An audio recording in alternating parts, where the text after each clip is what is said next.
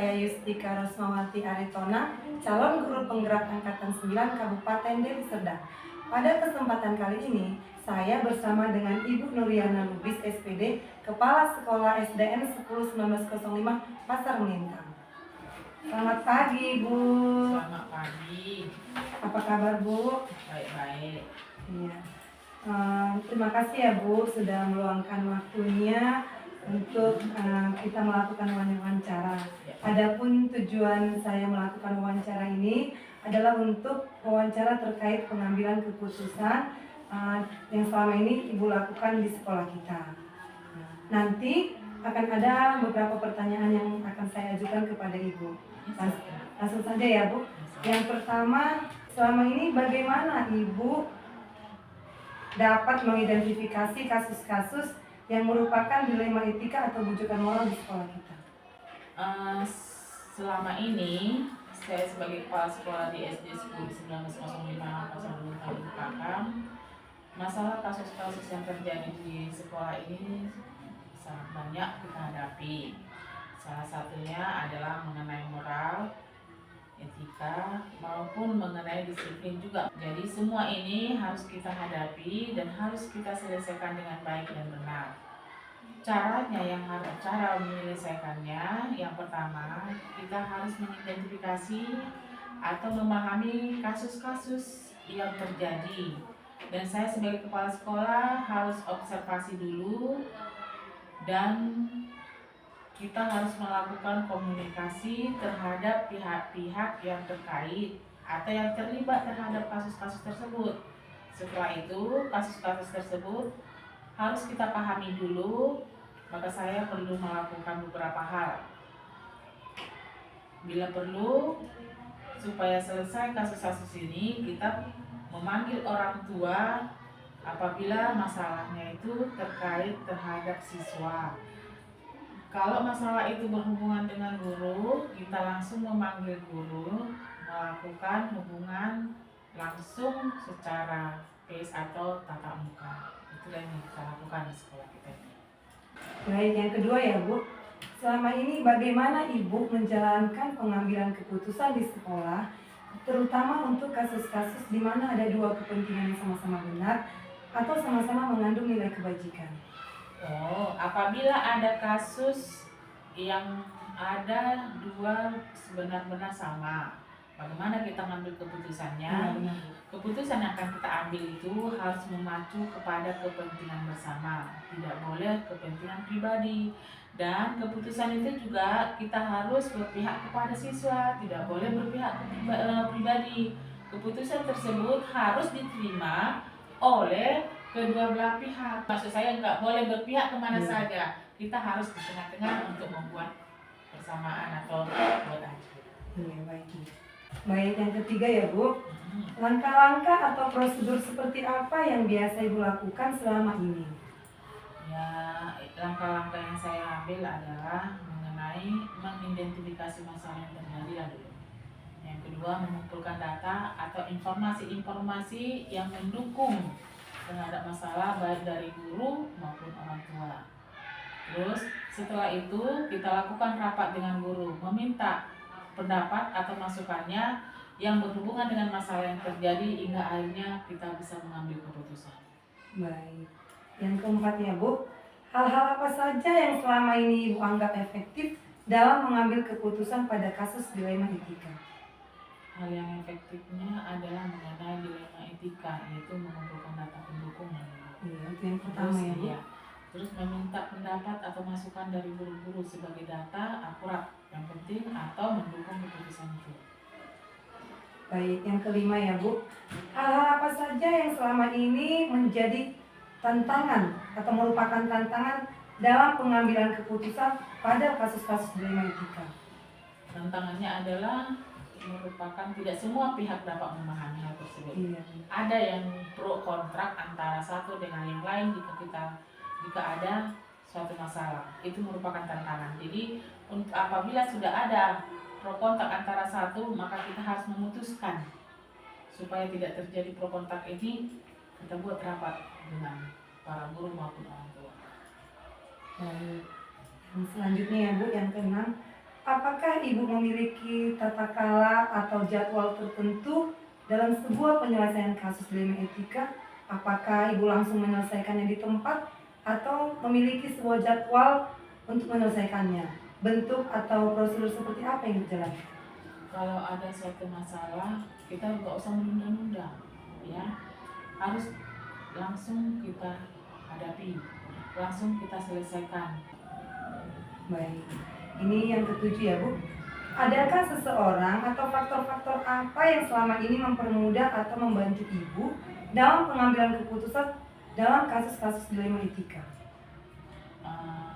Dalam mengambil keputusan dalam dilema etika ini ada, yaitu salah satunya adalah guru-guru, karena guru di sini membantu saya dalam mengambil keputusan melalui pendapat atau masukan dengan cara kita rapat. Disitulah kita ambil kesimpulannya dengan mengambil pendapat masing-masing guru. Iya, ini yang terakhir ya Bu ya. Dari semua hal yang disampaikan Ibu, pembelajaran apa yang dapat Ibu petik dari pengalaman Ibu mengambil keputusan dilema etika? Pengalaman saya adalah untuk menyelesaikan dilema etika ini kita harus selesaikan secara tuntas, jangan ditunda-tunda. Menyelesaikan masalah harus berpihak kepada anak, jangan berpihak kepada siapa. Sebelum mengambil keputusan, kita harus pikirkan dulu itu kepentingan untuk siapa. Itu adalah kepentingan untuk orang banyak, bukan untuk kepentingan pribadi. Baiklah, terima kasih banyak ya Bu sudah mau berbagi cerita dan pengalaman. Semoga kedepannya Ibu selalu sehat dan bisa mengambil keputusan untuk setiap permasalahan yang terjadi di sekolah kita. Baik, saya permisi ya Bu, terima kasih. Terima kasih ya. Iya, Lanjut, sehat selalu, berhasil. iya, amin.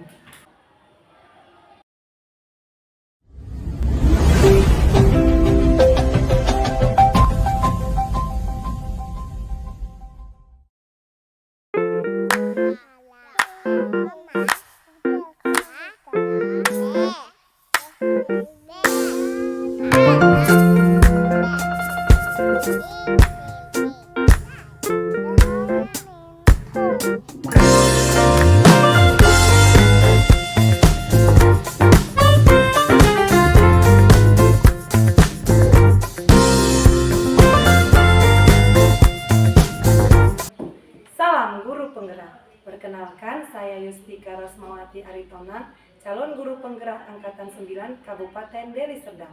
Pada kesempatan kali ini, saya bersama dengan Ibu Evi Siombing, Kepala Sekolah SDN 104246 Jati Baru. Selamat pagi Bu Evi. Selamat pagi Bu Yustika. Apa kabar Bu? Sehat Bu. Ya. Ibu sendiri bagaimana Bu? Baik juga Bu. Terima kasih ya Bu, Ibu sudah meluangkan waktu untuk bertemu dengan saya hari ini. Sama-sama Bu. Baik Bu, adapun tujuan saya berkunjung ke sekolah Ibu adalah untuk melakukan wawancara dengan Ibu terkait dengan pengambilan keputusan yang selama ini Ibu jalankan di sekolah ini, terutama untuk kasus-kasus yang dimana nilai-nilai kebajikan saling bersinggungan atau untuk kasus-kasus dilema etika yang bersama-sama benar. Nanti ada beberapa pertanyaan yang akan saya ajukan kepada Ibu.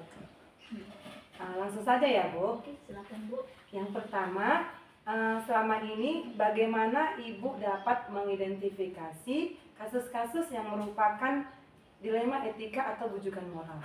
Oke, baik Bu. Caranya yang pertama saya melakukan observasi di lapangan, ya, mengumpulkan data-data pendukung terkait faktor-faktor penyebab masalah itu dengan guru kelas, dengan guru mapel, dan bila perlu kita akan mengumpulkan data juga dari para orang tua. Itu dia Bu. Oke baik, yang kedua ya Bu, selama ini bagaimana Ibu menjalankan pengambilan keputusan di sekolah Ibu, terutama untuk kasus-kasus di mana ada dua kepentingan yang sama-sama benar atau sama-sama mengandung nilai kebajikan. Oke, baik. Yang pastinya yang pertama, keputusan itu harus memang mengutamakan kepentingan orang banyak. Yang kedua, keputusan itu harus lebih berpihak kepada anak, ya. dimana dari keputusan-keputusan yang kita ambil itu pastinya harus berdasarkan nilai-nilai kebajikan yang ada. Begitu ya Bu ya. Iya. Yang ketiga ya Bu ya, langkah-langkah atau prosedur seperti apa yang Ibu biasa lakukan selama ini? Oke, baik.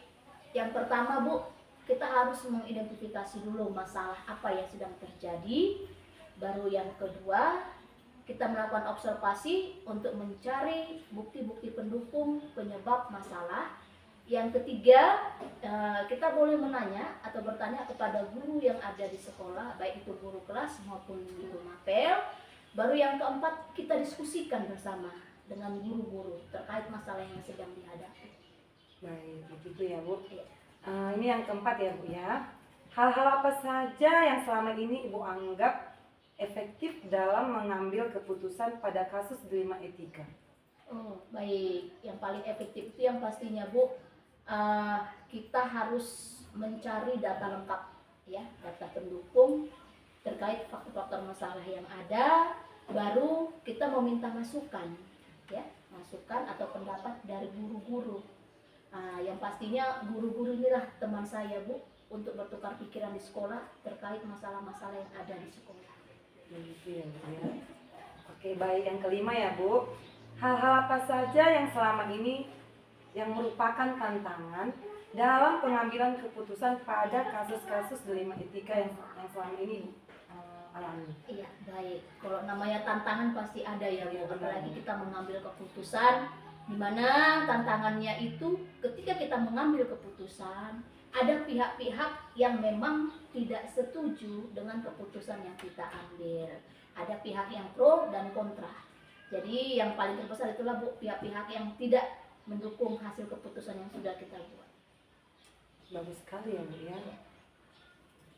Yang keenam ya Bu, apakah Ibu memiliki tata cara atau jadwal tertentu dalam sebuah penyelesaian kasus dilema etika? Apakah Ibu langsung menyelesaikan di tempat atau memiliki sebuah jadwal untuk menyelesaikannya? Bagaimana bentuknya atau prosedurnya, seperti apa yang Ibu lakukan, Ibu jalankan? Oke. Ini sangat menarik ya Bu ya. Sejauh ini yang saya lakukan, kalau ada masalah saya langsung melakukannya atau menuntaskan atau menyelesaikannya. Jadi tidak ada jadwal tertentu atau tata cara tertentu dalam menyelesaikannya. Kalau ada masalah yang sedang dihadapi, sebisa mungkin diselesaikan saat itu juga. Karena nanti kalau kita tunda-tunda Bu, takutnya makin melebar masalah. Iya benar. Iya. Berikutnya ya Bu ya, selanjutnya. Adakah seseorang atau faktor-faktor apa yang selama ini mempermudah Ibu atau membantu Ibu dalam pengambilan keputusan dalam kasus-kasus dilema etika? Baik. Seseorang yang membantu saya itu pastinya guru-guru di sekolah saya Bu. Mereka lah payung saya di sekolah. Mereka lah salah satu yang mendukung saya terkait masalah-masalah yang ada di sekolah. Jadi dalam setiap masalah yang saya hadapi, saya tidak bisa mengambil keputusan sendiri tanpa saya merapatkan dengan guru-guru. Jadi mereka lah faktor pendukung terkait pengambilan keputusan yang saya lakukan di sekolah Bu. Bagus sekali itu Bu. Ini yang terakhir ya Bu ya, pertanyaan saya yang terakhir. Dari semua hal yang telah Ibu sampaikan, pembelajaran apa yang dapat Ibu petik dari pengalaman Ibu mengambil keputusan dilema etika? Baik, ini luar biasa kalau kita singgung dengan dilema etika ya Bu ya. Jadi yang saya dapatkan yaitu yang pertama, ketika kita menghadapi masalah dilema etika, kita harus segera menyelesaikannya secara tuntas tanpa menunda-nunda waktu. Dan ketika kita mengambil keputusan, kita harus memperhatikan 3 unsur. Yang pertama, keputusan yang kita ambil itu Bu, itu harus berpihak kepada anak. Yang kedua, keputusan yang kita ambil itu harus berdasarkan nilai-nilai kebajikan. Dan yang ketiga, keputusan yang kita ambil, kita harus benar-benar bertanggung jawab. Pasti akan ada konsekuensi, baik pro dan kontra ke depannya. Itu dia. Bagus sekali ya Bu ya. Baiklah, terima kasih banyak ya Bu Epi sudah mau berbagi cerita dan pengalaman terkait pengambilan keputusan.